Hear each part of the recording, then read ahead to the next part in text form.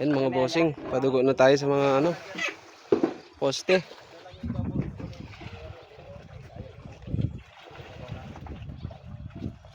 Ipadugo nyo lahat yun.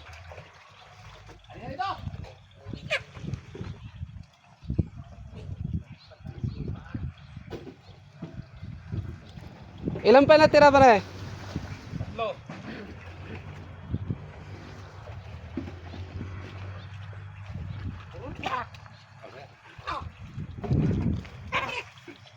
Ayan mga bossing, para tumibay yung poste natin at saka maganda ang pundasyon.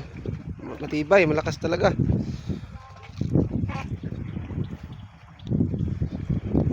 Tapos yan naman yung papaulam natin para may lakas naman sila magbuhos.